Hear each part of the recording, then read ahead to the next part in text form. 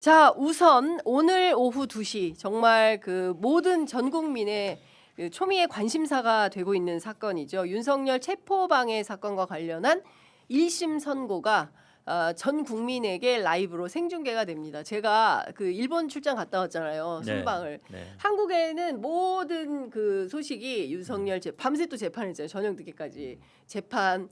그 다음에 이제 그 중수청 네. 뭐 이 공소청 이 문제 막 이거 국내 뉴스로 막 바쁘고 오히려 일본 NHK가 네. 막 그 저 이재명 대통령의 방해 소식을 전하는데 그럼에도 불구하고 NHK 두 번째 뉴스가 뭐냐면 윤석열 사형 선고였어요. 그러니까 저는 깜짝 놀란 네. 게 제가 답변을 못 했는데 예전에 네. 알던 당에 이제 활동할 때 알던 러시아 무슨 어떤 기자가 문자가 왔어요. 오. 그걸 어떻게 보느냐. 네. 그래서 아니 이걸 러시아 기자들이 물어볼 사항인가. 러시아 그만큼 기자가 관심이 많은 거예요. 맞아요. 러시아 기자인데 이제 국내에 출입하는 한국어 가능하신 분들이 있잖아요. 네, 맞아요. 협조를 있어요. 하잖아요. 러시아 그분들이 기자들 많이 와 있습니다. 질문을 청와대에도. 이만큼 해가지고 이 사형 선고 어떻게 보느냐 뭐 그다음에 오. 중요한 거 나중에 뭐 사면이 될 거로 이 질문을 쭉 하셨더라고. 그래가지고 야, 야. 이게 굉장히 국제적인 뉴스구나. 그럼요. 네. 예. 왜냐하면 21세기에서 대한민국처럼 특히 OECD 11대 경제대국의 군사력 6위의 국가의 비상계엄 이런 거거든요. 그래서 상당히 큰 관심인데 하나하나 말씀을 좀 여쭤보도록 하겠습니다. 특검이 10년 구형했어요. 네. 선고는 선고 10년에 가깝게 나올 거라고 저는 보고 있습니다. 음, 보통은 일반적인 사건에서는 우리가 흔히 말하는 검찰 구형의 2분의 1 정도 나온다. 그러니까 법원에서 반타작. 예. 그 정도 보잖아요. 예. 그렇게 하면 5년이잖아요. 예. 근데 이거는 죄질 자체가 굉장히 중대한 범죄고 정말 엄청난 영향을 그렇습니다. 사회적으로 파급 효과에 미쳤기 때문에 5년 가지고는 절대 되지 않는다는 게 저의 생각이에요. 네. 아쉽게도 이 사건은 특수공무집행 방해랑 뭐 직권남용 등등인데 이거 다 합쳐 보면은 이론적으로 선고 가능한 최대형이 11년 6개월 11년 6개월. 밖에 되지를 않아요. 네. 근데 거의 최고형을 구형을 한 건데 근데 사실은 그냥 법원에서 보더라도 이거는 거의 최고형에 가까운 형을 구형을 할 수밖에 없는 거거든요. 네네. 내란 재판에서의 구형을 본따와 보면 네. 반성도 하지 않고 자기 오히려 떳떳했다고 막 큰 소리를 치고 있고 그러니까요. 그런 상황에서는 대통령이 거의 군사력을 동원해 가지고 그러니까요. 유혈 충돌까지 일으킬 뻔한 거잖아요. 맞아요. 경찰의 체포를 방해하다가 예. 그런 사건에 있어서는 제가 보기에 이거 여기서 5년 6년을 선고한다는 것은 말이 되지 않습니다. 그렇죠. 지금도 저는 섬뜩한 게 만약에 군인들이 서강대교를 건너서 막 장갑차 이런 게 진입을 해가지고 누군가가 우발적으로 발포를 시작하면 그날 국회대로에 나왔던 시민들은 다 돌아가시는 거였어요. 저희들 그렇죠. 포함해서. 원래 전쟁이라든지 그 저도 직접 뭐 해본 적이 없는데 옆에서 누가 죽거나 아니면은 총을 맞거나 그때 이게 시작되는 거죠. 시작되는 거거든요. 맞아요. 그러니까 어쨌든 그날 군인들이 자제한 거는 굉장히 어쨌든 지키는 거다. 그렇습니다. 기본적으로 많이 돼 있다고 조성현 보는데 단장에게 진짜 큰 관심 그렇죠.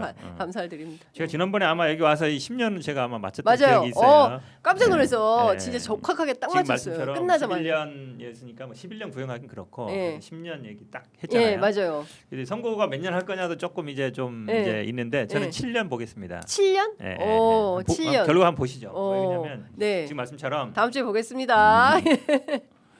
이게 사실은 이제 그 특수공무집행방 체포영장 방해가 굉장히 커요. 물론 이제 5년 구형했는데 네. 이게 결국은 사법부가 발부한 영장을 거부를 한 거잖아요. 그냥 그쵸. 거절한 거 소극적으로 거절한 것도 아니고 예. 뭐 총구해줘라 뭐 그러니까 이러면서 뭐 적극적으로 칼을 한 거예요. 그쵸, 그러니까 예. 이게 사실은 보통 예전에는 우리가 뭐 시민운동인지 노동운동을 보면 맞고서 안 들어오게 하는 건 있지만 뭔가 적극적으로 그쵸. 위협을 가하는 건 없거든요. 예. 이거는 사법부 입장에서는 만약에 이런 거를 어느 정도 좀 봐주거나 이러면 예. 앞으로 이 쉽게 얘기하면 영장 집행 자체가 안 돼요. 그럼 굉장히 심각한 거거든요. 그렇죠. 그다음에 예. 이제 다들 범죄자들이 그럴 거 아닙니까? 그렇죠. 총을 그다음에 쏴서라도. 이제 비합헌 증거인멸 요것도 사실은 다른 거보다 뭔가 증거를 없애려고 했다. 요것도 사법부에 봤을 때는 굉장히 안 좋게 악질적이다. 안 좋게 예. 보는 거예요. 예. 두 개로 보면 예. 원래 체포방해 그러니까 특수공무집행방해 5년, 그다음에 비합헌 증거 3년, 그다음에 뭐 요 비상계엄 선포문 사후 작성 요거는 네. 모르겠어요. 약간 뭐 실무적인 뭐라도 볼 수 있어서 네네. 대략적으로 그래서 한 합쳐서 7년으로 봅니다. 7년. 네. 그리고 우리 김 변호사님은 11년 5개월? 11년 6개월? 6개월이 최대인데 10년 구형을 했으니 네. 이제 10년에 가까울 것이다. 예. 예, 빨리 저는 숫자 뭐 현근태 얘기하세요. 변호사님이 7년 하셨으니 저는 네. 좀 더 올려서 한 8년 8년. 하겠습니다. 알겠습니다. 예, 두 분의 선고가 예측이 정확하게 맞아 떨어질지 지켜보도록 하겠습니다. 근데 그 오늘 선거에서 대통령 아니 저기 뭡니까 그 내란숙의 윤석열을 향해서 쓰는 이제 그 검사의 판결문도 굉장히 이제 중요할 것 같은데 백대현 판사가 어느 대목에 가장 주목해서 좀 선고를 할 걸로 보세요? 이게 논란이 가장 컸던 게 결국은 공수처에 이 내란 혐의에 대한 수사권이 있느냐 요거였잖아요. 그쵸, 예. 직권남용 수사권이 있는데 예. 내란에 대해서는 수사권이 없는데 예. 결국 그러면서 이제 경찰하고 이제 공조 수사로 들어간 건데 그쵸. 공수처의 수사권의 범위 요 부분이 이제 법조계에서 쟁점이 될 수밖에 없어요. 이게 왜냐하면 이게 향후에도 계속 이 부분이 네. 논란이 될 수밖에 없는 거라서 네. 사실 지금 이게 이제 관련 사건 수사권인데 네. 뭐 관련 사건 수사권에 대한 판결문들이 나오고 있습니다. 대법원 판결도 나오고 고등법원도 나오고 있는데 결국은 이 직접 관련성을 어떻게 볼 거냐 이 부분인데 그 우리 형사소송법 보면 관련 사건의 정의가 기본적으로 1인이 범한 수개 범죄라든지 네. 아니면 공범이라든지 아니면 결합범이라든지 이런 거는 이제 관련 사건으로 인정하는 규정이 있어요. 네. 근데 이건 한 사람이 여러 개의 죄를 범한 거잖아요. 그러니까 제가 보기에는 이 수사권을 인정해줄 가능성이 높다. 이 부분이 왜냐하면 통과가 돼야 그 다음에 실체 진실로 판결로 들어가는 거니까 절차적인 문제거든요. 예. 이 부분이 아마 제가 보기엔 중요한 분기점이 될 것 같아요. 이 부분에서 만약에 공수처는 수사권이 없다 네. 이렇게 판단을 해버리면은 체포가 불법이 되는 거예요. 그렇죠. 그 불법인 체포를 막기 위해 행동한 거는 예. 공무집행 방해가 안 돼요. 어허. 그러니까 체포방해죄는 무죄가 되는 무죄가 겁니다. 되는 거예요. 야. 그렇게 되면 굉장히 이거는 중대한 거고. 혼란스러운 상황이 되는 예, 건데. 그래서 예. 이제 그 전제 사실로서 이 부분이 굉장히 중요하고 그리고 이게 직위원 재판부에도 영향을 미치죠. 직위원 그쵸. 재판부가 이 백대현 재판부 판결을 따라야 될 의무는 없지만 예. 사실상의 어떤 기속을 받는 느낌이 예. 있는 거거든요. 예, 예. 먼저 여기 수사권이 있다라고 해버리면 직위원 재판부도 예. 그렇게 갈 가능성이 굉장히 높은 거고요. 네. 또 하나의 쟁점이 근데 예를 있는- 들어서 죄송합니다. 예를 들어서 백대현 판사는 수사권이 있다라고 했는데 직위원 판사는 없다라고 볼 수도 있는 그럴 거예요. 수도 있죠. 왜냐하면 직위원 이런- 판사는 구속 취소 사유서를 쓸 때 제일 마지막 단에 그의 의문이라고 입법부가 좀 정리해 달라라는 주문을 맞아요. 하지 않았습니까? 맞아요. 그렇게 예. 되면 뭐 이론적으로는 서로 다른 게 네, 나오는 네. 경우도 있을 수는 있는데 아, 그래요? 직위원 판사 구속 취소할 때도 예. 이제 애매하다. 뭐 요렇게만 맞아요. 했지 없다라고 하지는 하진 않았기 않았어요. 때문에 예. 그 뒤에 뭐 여러 가지 심리 상황이라든가 법조계에서의 어떤 예. 학설이나 이런 걸 검토해 보면 사실 이건 있다고 봐야죠. 음흠. 예, 이걸 없다고 보게 되면은 네. 지금까지 검찰이나 경찰에서 많이 해왔던 예. 그런 관련 인지 사건들도 줄줄이 좀 다 그러면 위법하게 될 수가 있는 거거든요. 예. 예, 그럼 그건 아니라고 저는 보고 있고 다른 하나의 쟁점은 수색영장 부분이요. 영장. 예. 예, 지금 기억하실지 모르겠어요. 서부지법에서 예. 이 체포영장 발부를 할 때 음. 군사상 비밀이 있는 장소에 있어서는 책임자의 승낙을 받아야지 맞아요, 맞아요. 압수수색을 할 수 있다는 맞아요. 조항이 있는데 예, 예. 그 조항이 이 체포에는 적용이 안 된다고 네. 이렇게 써놨었거든요. 예, 예. 예, 그 부분이 이거예요. 왜냐하면 이제 군사상 비밀을 요하는 장소에 대한 압수수색에서의 수색은 네. 그래서 물건만 찾을 때, 물건 그렇죠. 찾을 때만 적용이 되는 예. 거고 사람 찾을 때는 적용이 안 된다라는 게 일반적인 학설인데 이게 법에 명시돼 있지는 않아요. 이렇게. 예. 예, 그렇기 때문에 이거를 이제 법리로서 해석으로 도출을 해야 되는 아, 부분이거든요. 근데 예, 예. 여기서 이제 또 윤석열 변호인단은 당연히 그것도 해석이 된다. 아. 예, 근데 그 군사상 비밀 요하는 장소고 승낙 없었으니 이거는 불법이다. 이렇게 주장을 하고 있어서 이 부분에 대한 법원의 최초의 판단도 나오는 겁니다.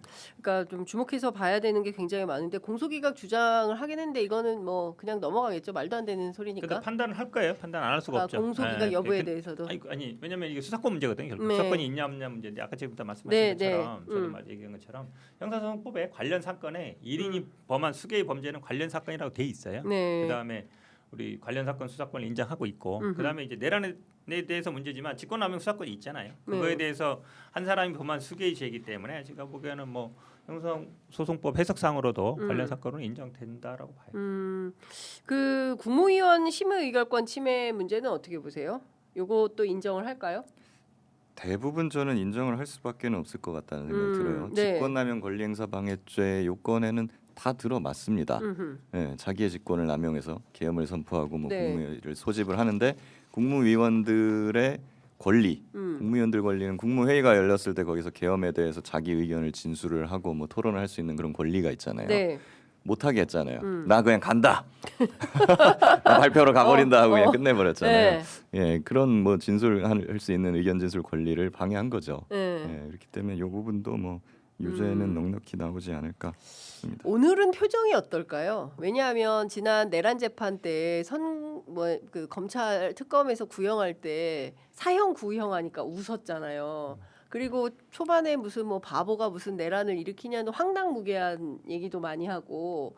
근데 이게 전략일 거 아닙니까? 자기가 빠져나가기 위한 나 뭐 이게 2시간짜리 계엄이 어딨냐, 뭐 누구 하나 죽거나 다친 적이 있냐, 그까짓 거 뭐 잠깐 하도 뭐 예산 탄핵 뭐 이런 걸 해대니까 내가 어쩔 수 없이 국정 운영을 위해서 한 거지, 뭐 이렇게 변명으로 계속 일관을 하고 있는 건데 자기도 놀라지 않았을까요? 사형이 그 구형됐을 때 그러니까 뭐 어색함을 웃음으로 그렇죠. 넘어간 그랬겠죠. 건데 오늘은 표정이 어떨까? 근데 뭐 선고 받는 날은 피고인이 할 말이 없어요. 그냥 예를 들어서 뭐라고 얘기하면 그럼 뭐 항소하세요 이렇게 끝나버리거든요. 네. 판사 얘기하고 피고인한테 발언 기회를 주지 않습니다. 예, 선고할 일단 때. 이미 저기 그렇죠. 뭐 최후 변론 예, 끝났으니까. 끝났으니까. 그래서 아마 제가 보기에는 그리고 지난번에 이 웃었다는 게 굉장히 어찌 보면은 국민들이나 여론에 안 좋았기 때문에 예. 그걸 아마 뭐 언론에서 안에서 보겠죠. 안에도 예. 신문이나 텔레비전 보거든요. 예. 그러면 아마 오늘은 그냥 뭐 덤덤이 있을 가능성이 높아요. 그리고 사실 이게 본류가 아니잖아요. 그쵸. 더 예. 중요한 본류가 있기 때문에 2월 19일인가요? 예, 아마 2월 있기 19일. 때문에 예. 그때를 보고 아마 이게 나중에 다 뭐 선거 여러 번 되더라도 나중에 또 집행할 때는 그걸 다 또 고려하기 때문에 네. 어차피 본류에서 과연 뭐가 나느냐 더 관심이 많을 것 같아요.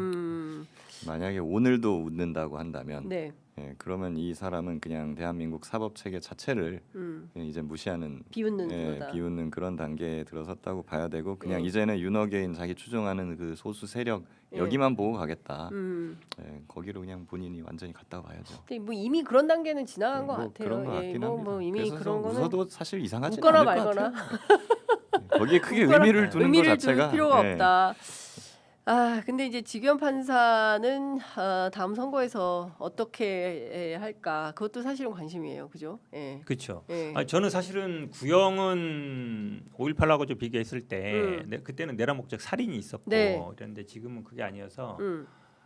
무기로 예상했거든요. 네. 근데 이제 사형을 구형했어요. 그럼 판사도 5.18하고 비교를 안 할 수가 없어요. 근데 그때 아시겠지만 전두환 1심에서 네. 뭐 항소심에서는 나중에 약간 감형이 됐지만 1심에서 무기가 아니라 사형 구형하고 사형 선고했었거든요. 네. 그 사례를 저는 아마 따라갈 가능성이 있다고 봐요. 왜냐면 지규현 판사가. 왜냐면 검찰도 그렇게 했기 때문에 음. 왜냐면 판사나 뭐 이런 분들이 선례를 또 굉장히 중시 여깁니다. 우리 유일한 선례가 5.18이잖아요. 네. 제가 보기에는 이분이 뭐 그 당시 전두환하고 거의 수계급이잖아요. 네.